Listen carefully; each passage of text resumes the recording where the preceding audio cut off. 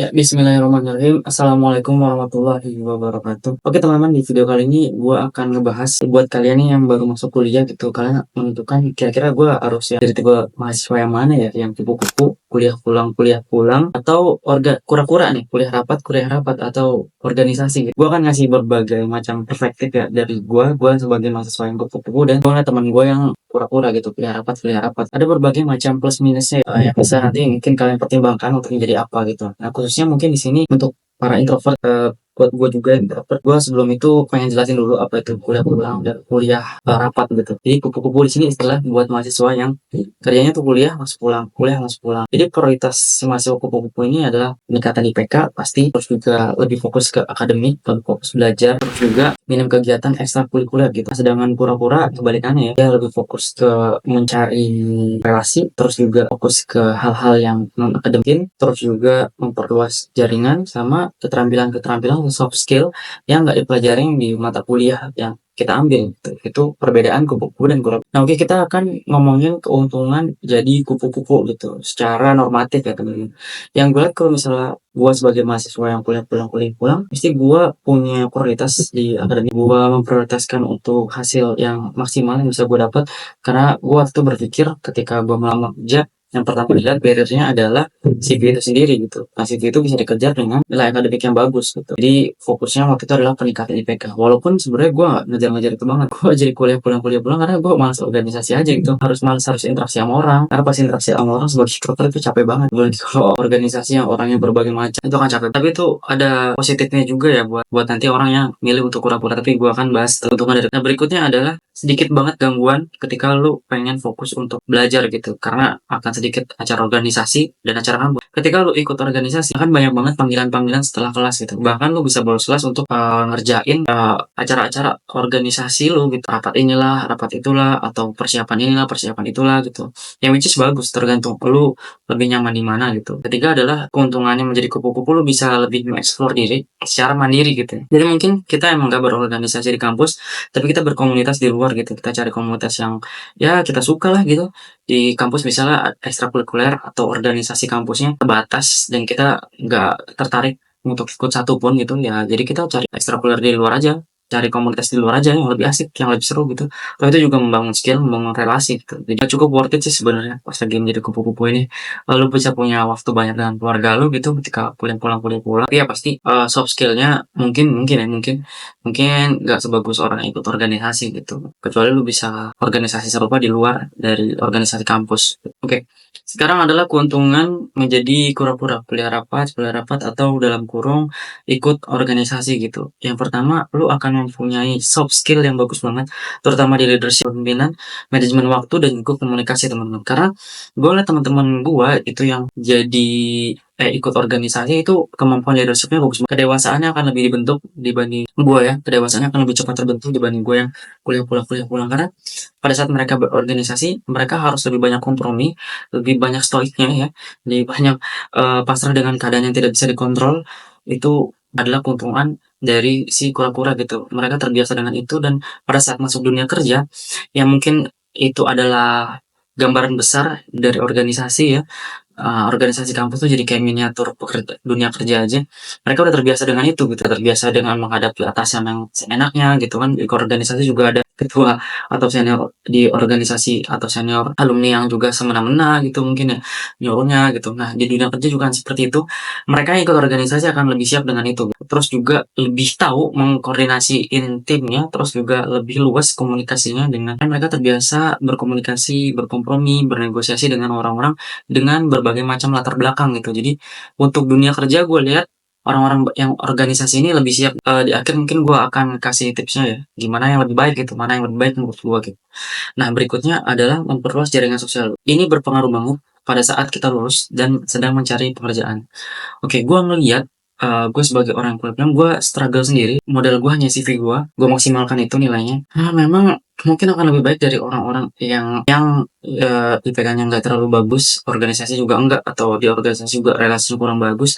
Itu mungkin tertolong ya dengan banyaknya tawaran interview yang masuk gitu. Teman gue yang ikut organisasi itu, kayak misalnya gue ada tawaran di perusahaan-perusahaan yang banyak tawaran di perusahaan yang emang cukup gue pengen gitu, atau juga gue lebih banyak dari kuantitas, gue lebih banyak nilai interviewnya gitu. Nah, tapi kalau misalnya teman gue yang organisasi ini, walaupun dia interviewnya gak banyak, tapi peluang lolos untuk dapat kerjanya tinggi banget. Gue juga suka bingung tuh. Jadi seniornya udah kerja di misalnya waktu itu kampus gue tuh udah kayak ketandingan sama Shopee gitu, banyak banget orang kampus gue yang kerja di Shopee. Mereka tuh kayak dapat informasi gitu, mungkin di grup organisasinya ini adalah lowongan ini gitu. Lo masuk aja dulu, nanti jenjang karirnya ngikutin gitu. Nah, itu gue ngeliat banyak banget teman-teman gue yang sebenarnya panggilan interview gak banyak, tapi sekalinya interview itu cepet banget lulosnya gitu. Ya, mungkin karena relasinya banyak ya. Relasi itu kan juga bukan kayak masukin orang dalam dengan cara nepotisme ya, tapi peluang-peluang posisi di perusahaan yang emang urgently needed ya, pengen butuh cepat itu kan jadi peluang yang besar banget gitu dibanding kita yang harus nyari nyebar jaring sendiri gitu. Kayak ibaratnya mereka tuh udah tahu lokasi spot mancing yang bagus, sedangkan kita tuh masih nyari-nyari gitu, masih nanya-nanya, masih harus eksperimen di tempat pemancingan yang banyak itu gitu. Jadi mereka lebih cepat. Itu untungnya berorganisasi ya, untuk cepat mendapatkan pekerjaan itu. Nah, terus dari pengalaman organisasi itu biasanya biasanya kita ditanya pada saat proses interview, ikut organisasi apa gitu. Nah, HR itu akan melihat orang yang ikut organisasi akan lebih siap, akan lebih udah tahu medan organisasi itu gimana, akan lebih siap menghadapi orang-orangnya dan diharapkan lebih cepat adaptasi gitu teman-teman. Jadi orang-orang yang berorganisasi selama masa kuliah ini akan mendapatkan poin plus di mata interviewer gitu. Jadi ya itu fakta yang tidak bisa ditampilkan. Sementara kalau misalnya misalnya gue nih, pas interview ya gue bisa nonjolin dari sisi lain gitu, dari sisi akademis, dari sisi substantifnya gitu. Tapi pada saat organisasi ya, pada saat gue jalani proses bekerjanya agak kesulitan juga untuk adaptasi. Alasan gue nggak berorganisasi emang karena permasalahan interaksi sosial ya, yang mana emang tanpa organisasi mungkin gimana ya, maksudnya itu emang permasalahan dasar sih, cuman mungkin kalau misalnya gue ikut organisasi itu akan lebih cepat tertemukan gitu, cepat ditemukan gitu solusinya. Walaupun ya nggak tahu lah, tapi gue punya permasalahan di interaksi sosial gitu. Ketika gue interview ya cuman substantifnya aja gitu, gue pelajarin posisi apa yang dibutuhkan, terus gue tawarin apa yang gue bisa kira-kira ada irisan dengan posisi yang dibutuhkan, ya cuman itu gitu, gak ada nilai plusnya.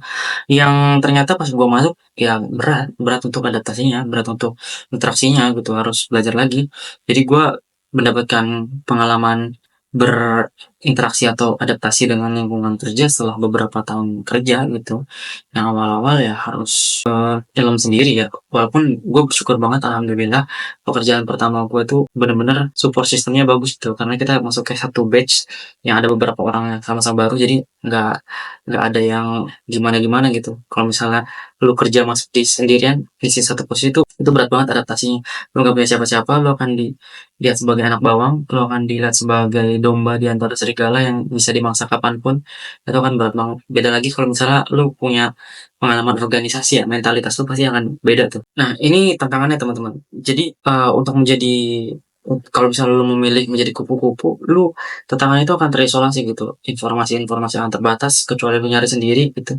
Terus tadi ya, relasi kerja itu juga akan terbatas banget gitu. Lu harus nyari kerjaan sendiri, harus struggle sendiri. Ya walaupun lu punya banyak hal di luar ya, tapi tantangannya mungkin itu ya. Mungkin lu juga akan dipandang kuper atau nurse sama orang-orang di kampus lu gitu. Nah, itu mungkin tantangannya sih.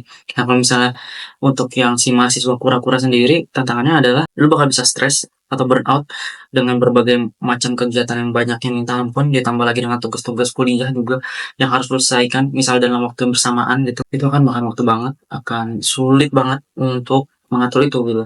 Nah, di situ sebenarnya jadi tantangan juga ya, menjadi peluang juga ketika lu berorganisasi, lu insya Allah bisa mempunyai time management yang baik gitu. Lu bisa manage waktu dengan baik, bisa memprioritaskan hal yang emang perlu diprioritaskan atau enggak, dan itu berguna banget pada saat lu nanti di dunia kerja gitu. Oke. Jadi gimana caranya untuk mendapatkan irisan antara akademik yang bagus dan juga kemampuan organisasi yang baik gitu. Pertama mungkin lo harus terapin prioritas ya. Kalau misalnya dan kira-kira mana yang paling baik untuk jangka panjang gitu. Nah, kira-kira kalau misalnya lo udah punya inceran atau dream job lo di masa depan, kira-kira itu butuh nggak pengalaman organisasi yang sebanyak itu gitu? Atau lu cukup ikut beberapa organisasi aja gitu? Kayak gue misalnya karena gue hobinya waktu itu di olahraga ya gue ikut ekstrakurikuler yang olahraga gitu. Ikut organisasinya tuh emang cukup makan waktu tapi nggak makan waktu yang kayak organisasi kampus kayak BEM, HIMA gitu, himpunan mahasiswa itu kayaknya rapat mulu gitu. Nah kalau gue ngambil yang cukup aja gitu untuk mendapatkan relasi atau untuk mendapatkan ya sekedar pengalaman interaksi sosial, terus manajemen waktu, tapi gue juga masih punya waktu untuk hal-hal yang substantif gitu belajar. Nah dari pas kuliah juga gue udah belajar bukan time management, bukan leadership, tapi gue belajar untuk menunda kesenangan gitu. Jadi gue membatasi diri gue misalnya dulu belum ada game HP kayak Mobile Legends dan lain-lain, gue mainnya Dota gitu. Jadi gue mereward diri gue setelah gue mau kerjaan tugas, itu baru gue bisa main Dota. Itu pun kalau misalnya gue satu minggu itu gue membatasi diri gue cuman boleh main di Sabtu atau Minggu. Kalau misalnya tugas gue udah selesai di hari Senin, gue tetap nunda gitu.